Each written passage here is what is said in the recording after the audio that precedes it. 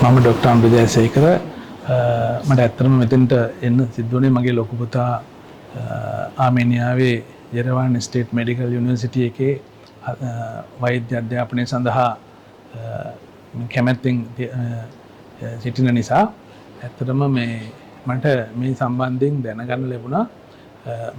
පළවෙනිට මම දැනගත්තේ ඇත්තටම මගේ යාළුවෙක්ගෙන් ඩොක්ටර් වසන්ත විජේවීර කියලා. ඊට පස්සේ තමයි මම මේ ගැන සොයලා බලන්න ගත්තා. මම ඇත්තටම YouTube, Facebook හැම එකක්ම සර්ච් කරලා බැලුවා. ඊට පස්සේ තමයි මට ඇත්තටම තේරුණේ මේක 1920 ඉඳලා තියෙන පැරණි වෛද්‍ය විශ්වවිද්‍යාලයක් කියලා. ඊට පස්සේ තමයි මම ඇත්තටම තීරණය කරේ මගේ පුතා තව සැරයක් විභාගය කරන්න නොදී මේ සැරේම මේ යුනිවර්සිටි එකට ඇතුල් කරනවා කියලා. ඒකට ඇත්තටම මම කතා කරා ලංකාවේ QIB කැම්පස් කියන ආයතනයට.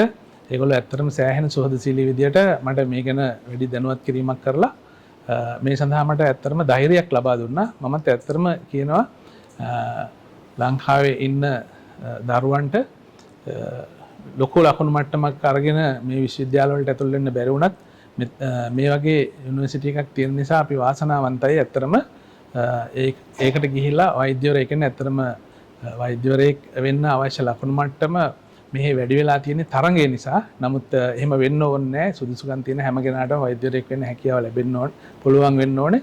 ඒ නිසා මම ඇත්තටම සතුටුයි මේ විදියට වෛද්‍යවරයෙක් දැකගෙන. ඇත්තටම මගේ සිහිනයක් තමයි මගේ දරුවා වෛද්‍යවරයෙක් වෙන එක.